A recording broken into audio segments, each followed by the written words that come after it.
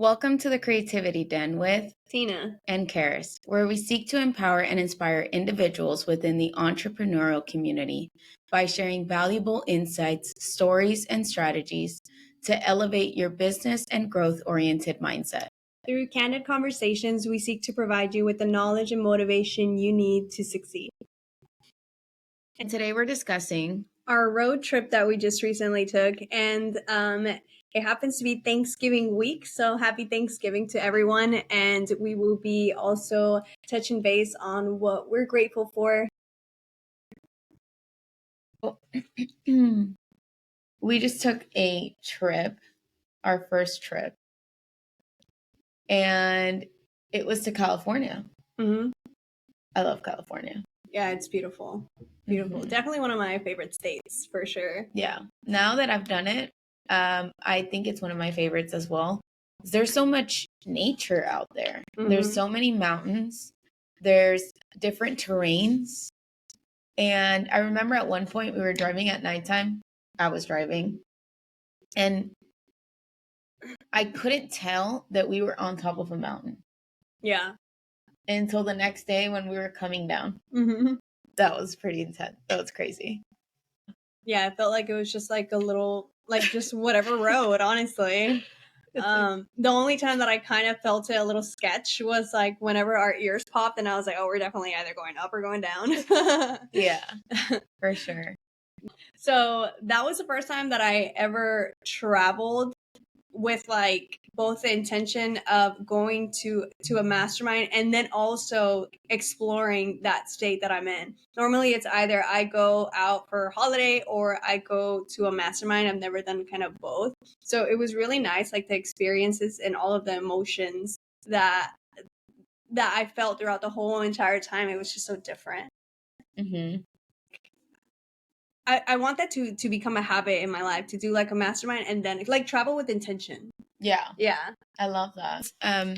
When we were leaving, I went to return the rental and I missed my flight. Yeah. But I was on the train and I ran into this older couple and they knew I was in a rush. So they were like, well, how long were you here for? What did you do? And I told them everything that we did. And they were blown away by the amount of things that we did in like 4 days, Dude, 5 days. We did a lot. I mean, we landed in San Diego and then we were in San Diego did we land in San Diego? We landed in Orange County. And then we drove. Yeah, which was like an hour away. We drove to San Diego. We stayed in San Diego. Then we drove to Riverside, California, which is like, 2.5 hours. And then after that, we drove to Yosemite. And then, we drove back to San Diego because I forgot my passport at the hotel. And then, so that added an hour to the trip. And then, so on the GPS at first, it was only saying like 5 hours. But when you get to the beginning of the parks and to the actual like nice parts of the parks, it's like an hour commute because you have to go up the mountains. Yeah. So the GPS didn't track that; it just tracked the entrance. So it ended up being like, I think we drove that morning like 7 hours. Yeah. Total. And then we went to Yosemite, and then we went to the Sequoia Park as well. And that was like like a 2 to 3 hour commute. Yeah. Mm-hmm. Yeah. And it was, yeah. Yeah. And then after that, we drove to San Francisco, which was like another 3 hour, like about 4 hour commute. Because we were up a mountain somewhere in Yosemite, and then we came down, and then we took off. Yeah. I don't know if you guys have ever driven up the mountain or not, but that shit is fucking creepy. I was like looking down when I was driving, and I was like, oh my God, like my butthole was like this. I was like, oh God. I don't mind it too much during the day. Yeah. Nighttime, that's a little scary. Yeah. See, the reason why is because there are no fucking lights. Mm-mm. That part, that's what gets me. There's no lights and no signal. There's no lights and no signal. So I'm just driving like this. Yeah. The whole time. Yeah. Yeah. But other than that, I mean, we had an amazing time. Like you said, we went out there with intention. You also were able to set up your LLC out there. Oh, yeah. Yeah, that's right. So we got a lot done in a short amount of time. We went and had a nice brunch. We walked around. We got a couple tickets. We did. We got a couple tickets. She got one. Okay. I got one. Yeah, it was one for like parking. Like I mean, that was silly. We just parked a little longer at like the restaurant that we were in. Whatever. Then mine was in the state of California. You can't look. Okay, guys, Tina, I was literally. I'm pretty sure it's everywhere. I was literally driving for like 3 hours. And then I was like, hey, I haven't checked my phone. Literally like 3 hours. And I was like, I just looked at my phone, fucking cop lights. I'm like, are you kidding me? And so then like I pulled over, and I pulled over completely wrong. I don't know where the hell I pulled over. But the guy was like navigating, was like, no, turn right, go left, get out. I was like a little child. And then he pulled me over. What do you want me to do? Yes. I'm like, this is taking like way too long. Like, I should have been just pulled over by now. And then like he gets out, he asks me for my driver's license, and then he's like, you know why I pulled you over? I'm like, not really. And then he was like, but because I mean, maybe, I don't know if it is in the state of Texas. I think from the state of Texas, on the stop signs or like the red lights, you can't pull out your phone. Yeah. And text. We're gonna have to look at that. Yeah. I think so. When Tina was like so surprised, I was like, Tina, I'm pretty sure this is everywhere. She's like, what kind of rule is that? And no, but listen to this. Okay. So the rule is you cannot have it in your hand. It has to be mounted. And then you can touch things. That makes no sense. You're still distracted. But I was like, all right, and then at that time I was like learning to, so I can be a little snappy sometimes. So, and especially like things like that where I'm just like, dude, like this, like when it makes no sense to me. It's so easy to be snappy. It's so easy because you just react. And so I started not reacting and just started, okay, you know what? Like, I'm just gonna just let it flow. And then Karis obviously was like praying. So that obviously helped. And I was just like, okay. And then, I mean, the guy was super cool. He was just like, hey, like, this is why I pulled you over. And he explained. And I told him, I was like, I'm just a little confused. Like, I'm from Texas. I have never gotten pulled over for like having it on my hand. And then that's when he explained the situation that you can have it mounted but not in your hand. And that's why he pulled me over. So I was like, okay, And so it was just smooth transaction. After that, he just wrote me a ticket. I think it's only like $25. And then he's like, all right, you're free to go. And then I was like, all right. You better get it paid before there's a late fee on there. Yeah, I know. Another $35. And then I have a warrant in California. Like, I forgot about that. Dude, I had like 6 warrants in Texas at one time, and I went to jail. I was actually with Karis when I went to jail. Yeah. That was an adventure for sure. Yeah. And so, yeah. Yeah. Yeah. I was, it was so funny because, well, not funny, but I mean, kind of. We were like at this, now. We were at this like big party, and it was like nothing but like real estate folks and stuff. So we were just like having a good time. And then I get pulled over for the dumbest things. I got pulled over. Pisses you off. Yes. And then you get an attitude. That time I wasn't working on my snappiness. That time I was definitely snappy. And so I got pulled over because we were driving, and I mean, God bless everything, because I was not drunk or anything like that. So it was like 1 a.m. and then we were leaving out, and I had stopped at the stop sign, but I got pulled over because, to be fair, like, those cops, they were looking to pull someone over from the party. So they knew that we were at the party. And so then they see Tina like pull out, and he turns around and starts following her, which is when she starts panicking. I'm in the back seat, and she's like, fuck, I have warrants. And I'm like, what? You what? And it's like, it's okay. Just act cool. And so she's like looking at the rearview mirror, has the cop behind her. And that's when she goes to the stop sign, but the front tires go over the white line. So they stop her. Yeah. And that's what it was for. Yeah. And then they pull you over and they're like, you have 10 warrants. They said 10. They said 10. To y'all. They did. Yeah. Which ended up not being true, but they were like, she's got 10 warrants. And we're like, he's like, we have to take her in. Even if we didn't want to, we have to. Yeah. And then, and then he came up to me, and whenever he like pulled me over, I was just like, here we go. And then, so I was already in a bad mood, like right off the bat. And then he pulls me over, and he was like, "You're in a wet swimsuit." Yeah, I was in a freaking bikini, and and then he like pulls me over, and he was like, "All right, ma'am, I'm gonna need you to step out of the car." And I was like, "Oh, you got me kidding me." So I got out of the car, and then he was like, "You got 7 warrants." I was like, "I have 6." And he was like, "That's enough for you to go to jail."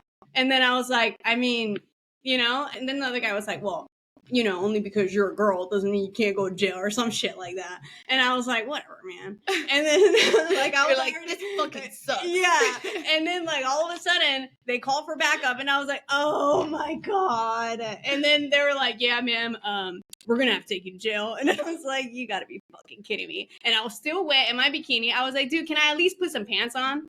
And then he was like, yeah, go ahead. And then they like let me off the handcuffs so I could at least put some fucking jeans on.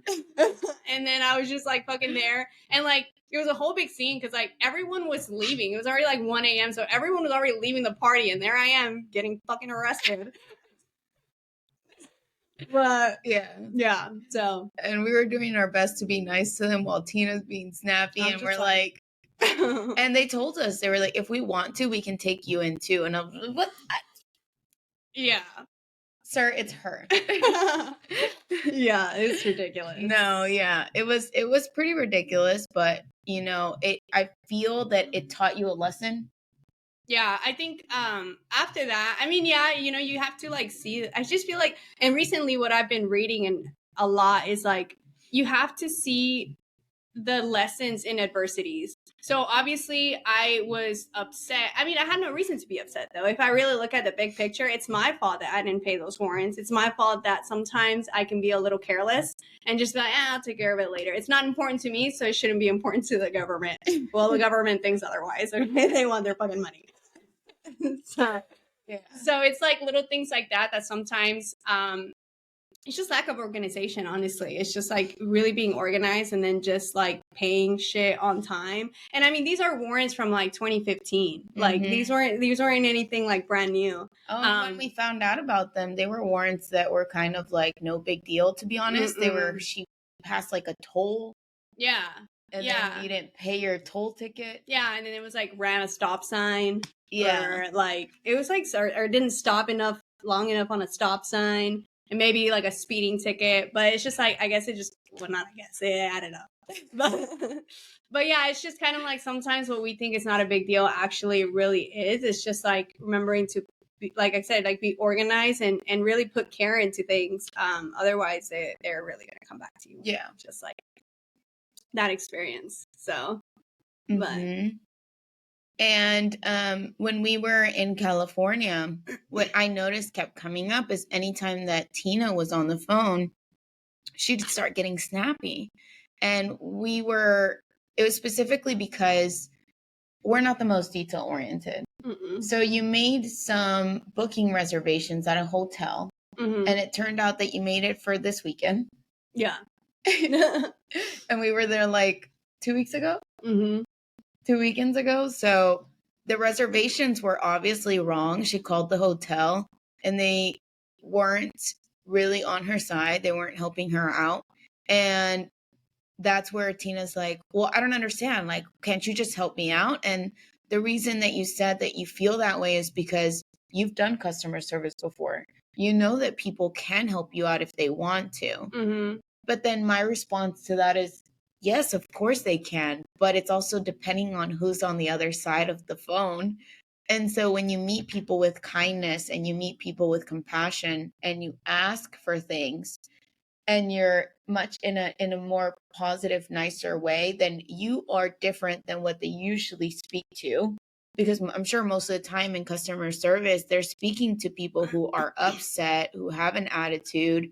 And so then you being the other one, then they're more likely to help you out. and then you're more likely to get what you want. And I feel like I always get what I want because I always have a way about asking.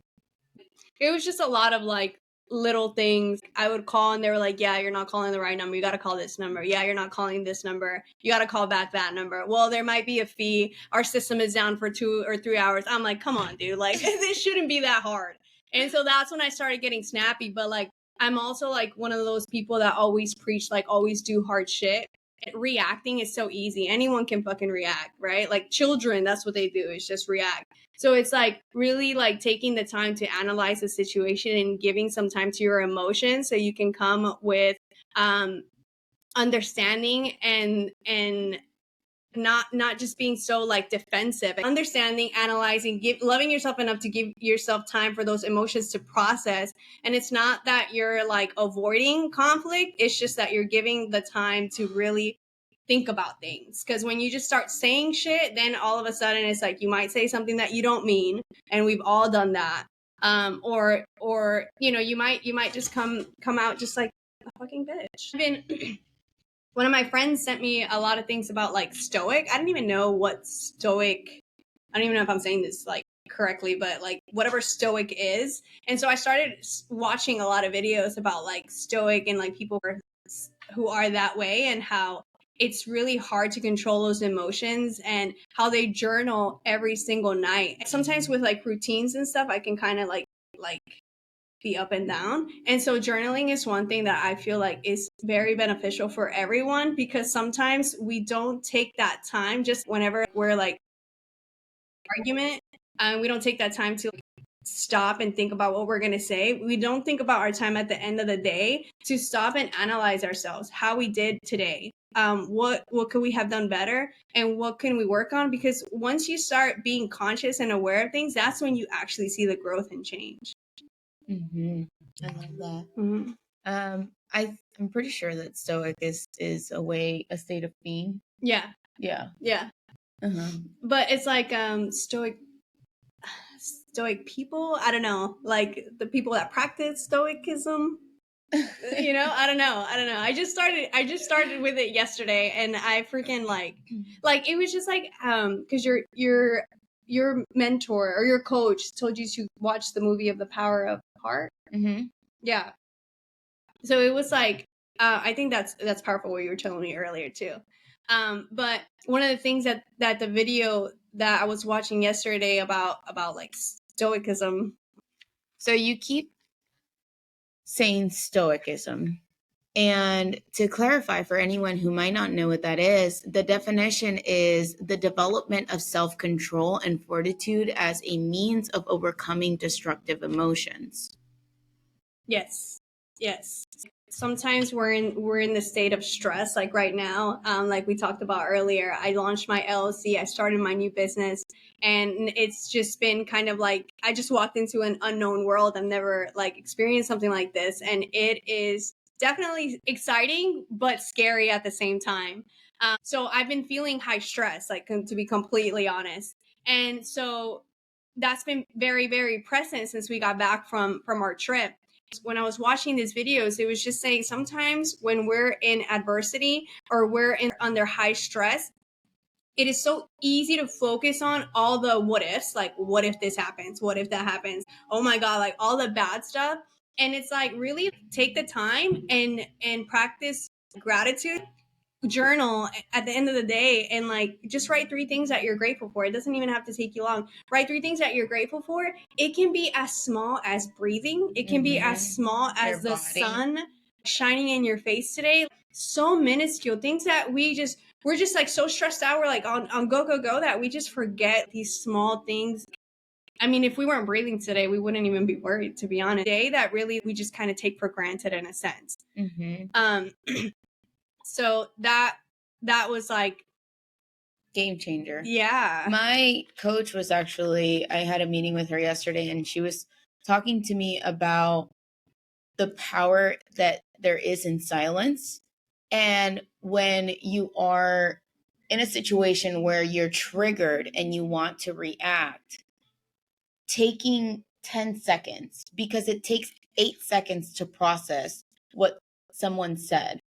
And so then counting to 10. So it takes 8 seconds for you to process it and for it to sink in. But if you count to 10, that's 2 seconds longer.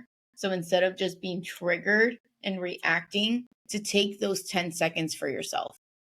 I love that. And she said, there's such a power in silence. You don't always have to say something. Mm-hmm. And I love that she said that. I love that, you know, even the way that she says that she can respond most of the time is, I hear you and I understand where you're coming from. And that being such a powerful statement. I think it's very important to really analyze how you handle situations, and I just think it's so powerful to write it down. There's something about that pen and paper and you actively doing it that just kind of like syncs your brain with it. And our brains aren't going to automatically be like, hey, you did something wrong. You have to create the time for you to do that and for you to implement that. Yeah. Mm-hmm. For me, God is always speaking to me, whether it be in my sleep, through people, through content, through videos, whatever it is, through books. And it's important that when you take a moment to listen, you're able to connect. And my coach suggested that I watch the movie The Power of the Heart.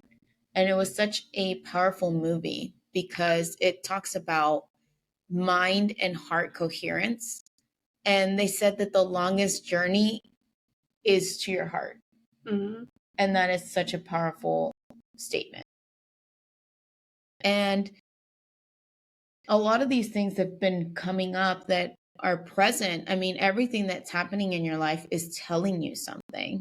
So if you take the time to listen, then you're able to see what God wants for you, or where you're being guided, or what are the lessons that you need to learn to grow, to evolve, to get to the next level, to get to your highest and desired self. Mm-hmm. And what I've seen a lot come up, it's been like the sense of urgency, my definition of what the sense of urgency, sticking to the things that I feel in my heart, following my heart, being most connected to what I know I'm being guided to, and not always falling into what works for others, because it's amazing that it works for others, but I am me. Mm-hmm. And so then being true to myself is what I've been seeing come up as one of the most important things. Yeah. I think for me, it's like, something that's been very, very present is since I've been to jail, or since I went to jail, it's just, again, just like being more. Tina, we're going to have to Photoshop you with handcuffs. Oh, God. I got Photoshopped with the chicken. You're going to get Photoshopped in handcuffs. We're going to put a cigarette in your mouth and everything. Behind jail cells. I really want my mugshot. I don't know how to get a copy of it. I was like pissed. I was like, like that.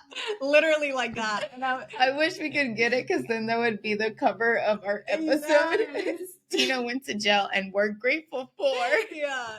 I was like super freaking pissed when I was there, and I was just like they were like, yeah, like I was like wet still from like the bikini, so they were like, yeah, you got to get in this orange like suit, and I got in an orange suit, and they were like, all right, you got to stand right there, you got to take a picture, and I was like, and then like I looked at the photo, and I'm like, I looked at the cop, and I was like, that's a bad photo, man. And he was like, yeah, probably not the best one. And I was like, yeah, fuck it. After a little bit, you were kind of like having good conversations with different cops, not the ones that arrested you. You were pissed at that one. Yeah, I was. I was like, yeah, dude, I was pissed. And then she got out, and her first thing, we call her, and finally she answers. This is going back to the story. And then finally she answers, and she's like, hey. And we're like, what the fuck? Like, we've been panicking. I haven't slept in, I don't know, like how many hours. And then she comes out and she's like, hey. And we're like, how are you? And she's like, man, it fucking sucked, man. Like they had bologna sandwiches and, oh my God, all and they 2 did fucking cookies. was serve bologna fucking sandwiches, dude. It was like morning time, and they were like, "All right," and I was like, "Oh, bologna sandwich." And then it was lunchtime. Let me guess. It was lunchtime, and then I was like, "Oh, bologna sandwich," and then it was dinner time, and I was like, "Let me fucking guess." You weren't there for dinner yes, time. I was. Oh my God. You Yes. got out at 1 p.m. Or, well, they served it at like 4 a.m. or whatever time that was. She's like, I don't know. It Yeah. seemed like 2 days. It seemed like it. And then it was fucking bologna sandwich, dude. And it was like some cold ass bread with one slice of bologna and then like 3 crackers. I'm like, what? Where is the vegetables? Where's the sriracha mayo? Like, where's the spicy mayo? Yes. But no cheese, no nothing. No nothing. I'm like, I can't live off of this, man. Yeah. I'm I don't here for like 24 hours. I can't live off of this. I need to speak to the government. You weren't even there for 24 hours, Tina. You were literally there maybe 10. You got booked like at 5 a.m. You came out at They it was that late. Yeah, you got booked at 5 a.m., but they took you at like 1 a.m. and then you got out at 1 p.m. Yeah. Yeah. Yeah. And then we went and had August. Yeah. That was good. And, yeah. Yeah. But man, I'm not tough enough to go to jail. Fuck that. Yeah. No, I don't want to experience to be that. Honest. Yeah, it's ghetto. I wouldn't go there again. But you better pay that California ticket. Oh, yes. And that's like one thing too, like I don't want to again, it's a little bit of lack of organization and carelessness, so it's like I don't want to walk into that again. I just think that was just like a hidden lesson, even though I felt like it was such an inconvenience. At the same time, I do that to myself. I just that's what it is. So it's like, all right, now that I launched my business, it's like I don't want to have like lack of organization, and at the end of 2024 scatterbrain, like what can I write off, what can I not write off, and start getting educated before like tax season, and then all of a sudden I have to owe all this fucking taxes, and now I'm in trouble again. So it's just like, now it's like I'm more aware, I'm more conscious, and I don't want to be in that position again. So I'm not going to allow myself to get there. So just like working on that, and then also like working on like what we talked about earlier, like stoicism.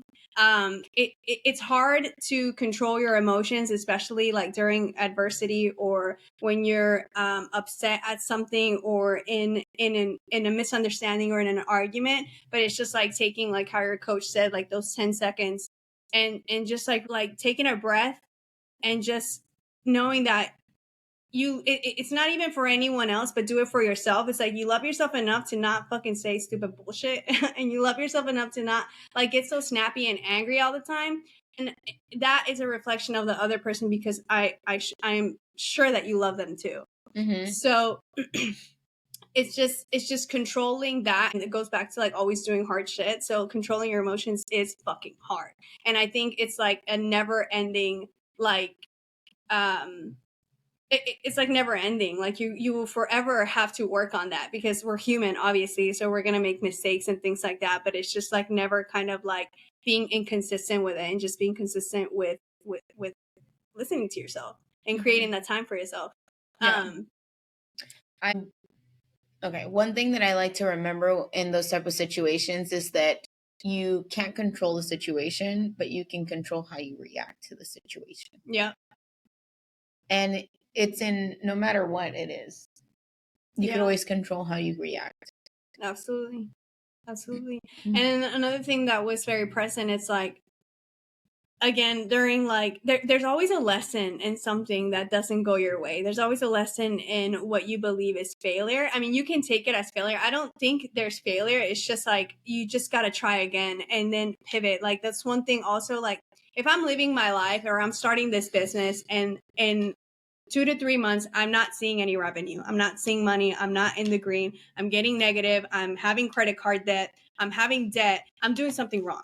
I need to pivot. Like, I can't be okay with something like that. So it's just like learning that you got to get creative and you got to pivot. It's not kind of like, well, I went into this business and I went in debt and then that's it. Like, I just saw a video just recently about this gentleman that was $50,000 in credit card debt trying to move this business.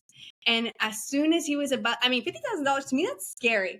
Yeah. I was $15,000 in credit card debt, you know, like 5-7 years ago. And right now that I'm like spending money on the business, like I have like that PTSD, you know, like I'm like, I don't want to be in debt. Like, but it's like you got to get uncomfortable and you got to be creative. And so like there was this gentleman that went $50,000 in credit card debt to launch this business. And as soon as he was like, I mean, that to me, that's a lot. And as soon as he was like, you know what, maybe this isn't it, like, boom, life change experience. Now he's like a fucking millionaire, if not billionaire. Like, it's just like, it just takes that one deal. It just takes meeting that one person, that one opportunity. But again, you can't, you gotta learn to pivot. Yes, but sometimes we have unrealistic expectations with timelines. And so I think you have to sit in it first before you can have the expectations of if I'm not successful in 3 months, then I'm doing something wrong. Well, because a lot of the time that's what it is. Yeah, I mean, like yes and no, because if I haven't locked up a deal in 3 months, oh, you'll lock one up, right? I know you will. Yeah, but you just don't know the things that could happen with those deals. Could they fall through? Could they like not make you more than like $3,000? Yeah, you know, there's always scenarios that could come from it. So I think it goes a little further. It's like you thinking, oh, I'm going to make my LLC and then I'm going to walk into a bank and they're going to give me a line of credit. Right. And so that didn't happen. And so I got, that's the thing, like I got creative, right? So I was able to get creative and find money elsewhere. Every bank that I walked into kept telling me no. I'm too new. Obviously I'm more of a liability than anything else. So it's like, yeah, I did come in. I did think that. And I was like, to my surprise, they were like, hell no, brother. Like, who's going to tell her? And so then I had to get creative. And again, like I pivoted and I was like, all right, let me try this way. Let me make it happen this way. And then just keep moving forward. It could have easily been like, you know what? No one's giving me money. Maybe right now it's not the time. It could have easily been that, but it's just like, you just have to be resilient. Yeah. And it's not about like right now is not the time, because it's definitely the time. What I'm saying is that it might take you more than you think it will take you. Oh, always. And that if you don't get where you want to be in the timeline that you're giving yourself, then that means it's not working out and that you need to pivot to something else. Some people don't stick to things long enough to find out whether it's going to give or not. Yeah. And so then it reminds me of the story of 3 Feet from Gold. And the story of 3 Feet from Gold is from the book Think and Grow Rich, Napoleon Hill. And he talks about this gold miner. So him and his family, they went to Colorado, started a gold mine, and then they tapped into into the line. And so then they go back to their town and they get all their neighbors to invest into this machine that's going to mine for gold. And so after mining for gold for months and months, they take out a couple maybe of wagons fulls, and that's not enough. But they go in there and they keep going. Finally, he decides to shut it off and he's packing his stuff and he's going to go back home. He sold the machinery to a junk man, and it says some junk men are dumb, but this one decided to bring in an expert. The expert engineer then told them that they were 3 feet from gold. And so to me, that story shows a lot about resilience, and it shows a lot about having the right people in place, of course, like experts who can tell you where you are, and also working smarter rather than just harder. But had he kept going, then he would have tapped into gold, and that other junk man became a millionaire. Now, this guy didn't take that as a failure. He then took his past lesson, which he could have seen like, I lost out on millions. he took that into his then business, which was insurance. And he said, I am never going to take no for an answer again because I was 3 feet from gold. Mm-hmm. And then he became a millionaire that way. And so a lot of the times people don't give it enough time. And our biggest desires take years, 5 years, 3 years, 10 years. Mm-hmm. And people give up too quickly. And so I know I've said it like, it doesn't, for me, just working hard looks different. And if you really want something, then you're not going to give up on that. You're going to have your heart set on that.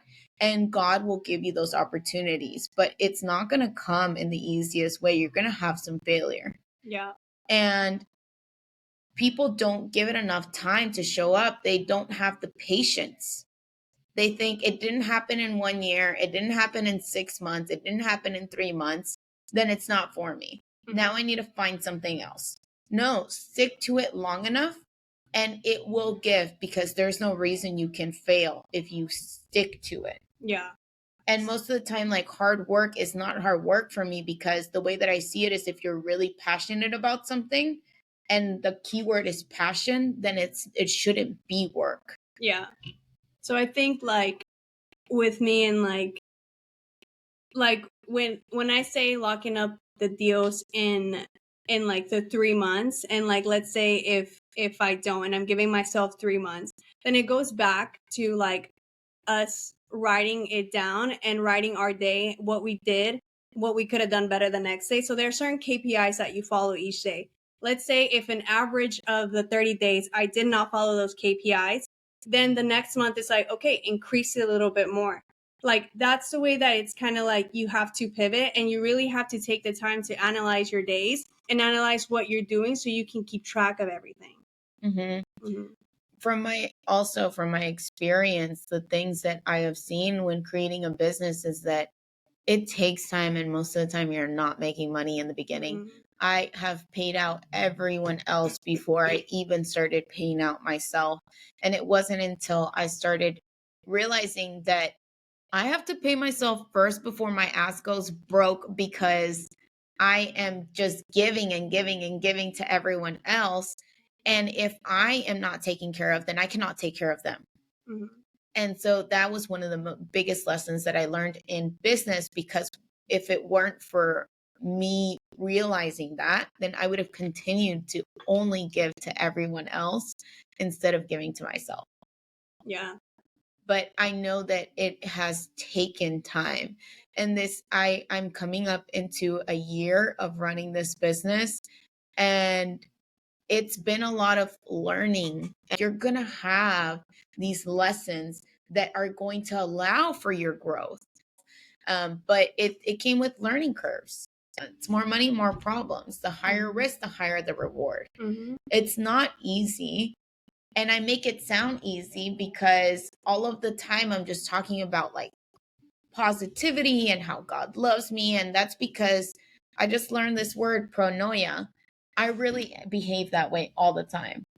Anything that ever happens to me, I always know that it's working out in my favor. And I know that everything is going to work out. Everything is going to be okay. So because of that, I stress out less about things. I'm like, this is part of the process. Like, it's fine. We'll figure it out. Yeah. And also to touch on that, it's like the harder problems that you solve, the more money you'll make. Yeah. Mm-hmm. So that going through that type of adversity not only made you stronger, it made you knowledgeable. And now like if it happens again, you might even cut it like way sooner, or navigate it like either like much more quicker, much more like, because you already know you've been through it. Oh yeah. So it's like you learn from all these things. Like at that time you feel like, why, like I feel like we all tend to get to this mindset of like, why me? Why is this happening to me? Like, why this person? Why my company? But it's like the big picture, we have two options. Either we can sit there and be like, why me? Or we can really like take adversity on and really think about it like, what is the lesson here? Maybe I don't see it right now, but on the other side, there's going to be a lesson. Or if there's no lesson, then there's going to be growth. There's been a lot of growth. There's been a lot of learning lessons. But the biggest thing is that there's consistency and not giving up. Yeah. That's the biggest consistency that you can have, is not giving up. Yeah. And so, you know, I mean, I would love millions right now, but where we are in the company, I'm grateful for the growth that we've experienced this year. It's been an amazing year. And I have no doubt that if we continue, we're going to reach that. I love that. Mm-hmm. Okay. So today's Wednesday. Thanksgiving is tomorrow. That's fucking nuts. Yeah. And looking back on this year, what are 3 things you're most grateful for?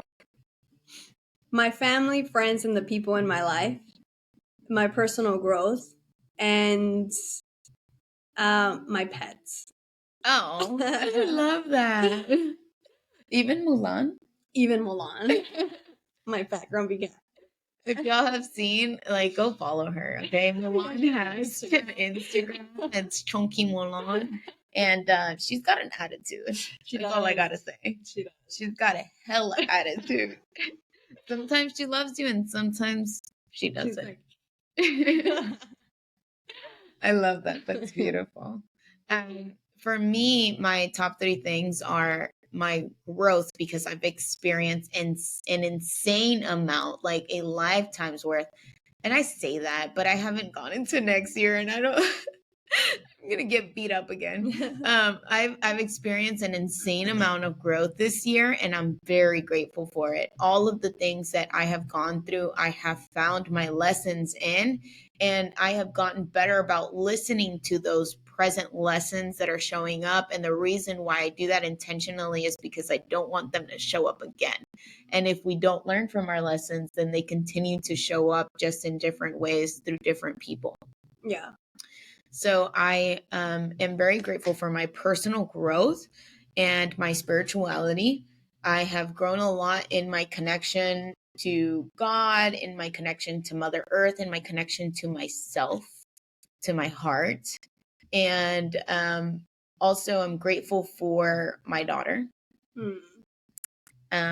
She is the reason why I do all of this, to be honest. She's the reason why I have a business. She's the reason why I do so much to move forward and to grow and to be the leader and positive influence in her life so that she can grow up and be a better version than I am. And I just hope that I can inspire her. I love that. I love Zoe. Mm-hmm. She's a sweetheart. And also, of course, Bailey. Bailey's like my daughter. So she's my other daughter. She's always with me. Your daughters. My daughters. My daughters. And I am grateful for everything that I've learned in business. I've had a lot of business growth. And I know that that's something that is going to be useful for my future in my foundation for whatever that I'm doing in life. And a bonus one is all the connections. Damn, girl, we said 3. I know, but I'm really grateful for all the connections that we've made this year and the tribe that I've had. And I know that I can't do it by myself. So I definitely want to give a special thanks to all the people that are in my life. I stopped trying to do it by myself a long time ago. I do not want to do anything on my own. Yeah, it's powerful. I feel like we're not here to do it alone. Mm-hmm. Yeah. Close it off? Yeah. You want to say something else that you're grateful for? Another thing that I'm grateful for is my body.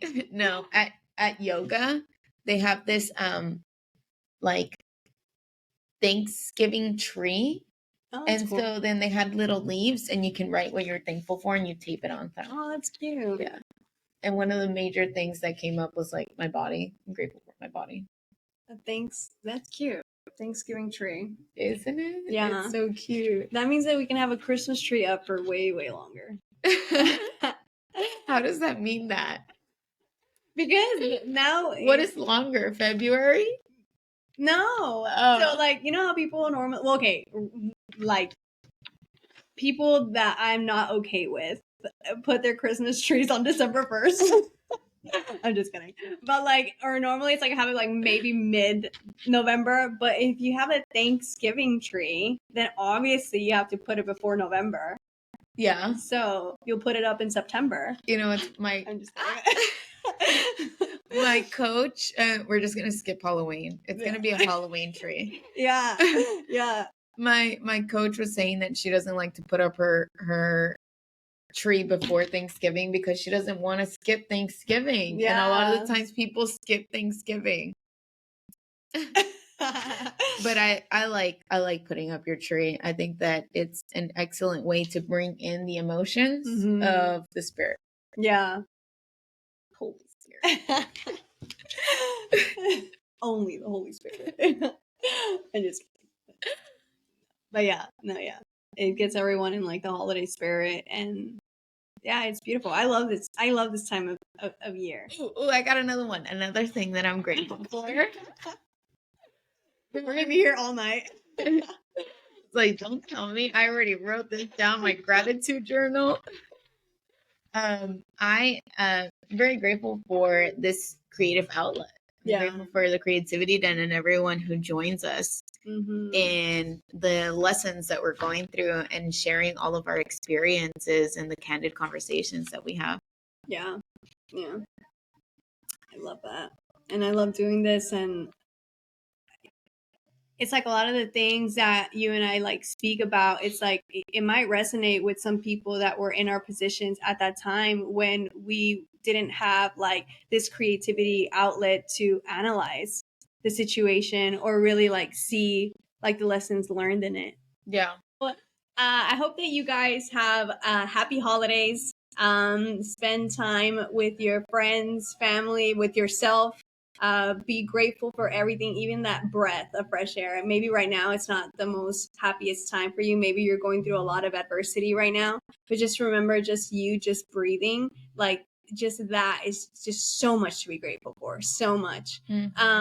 So just remember to just live in that sense of gratitude. It's so hard for every single one of us to maintain ourselves or keep ourselves in that like area, because it's always like so go life is always like moving us everywhere. So just pay attention to you, pay attention to your emotions.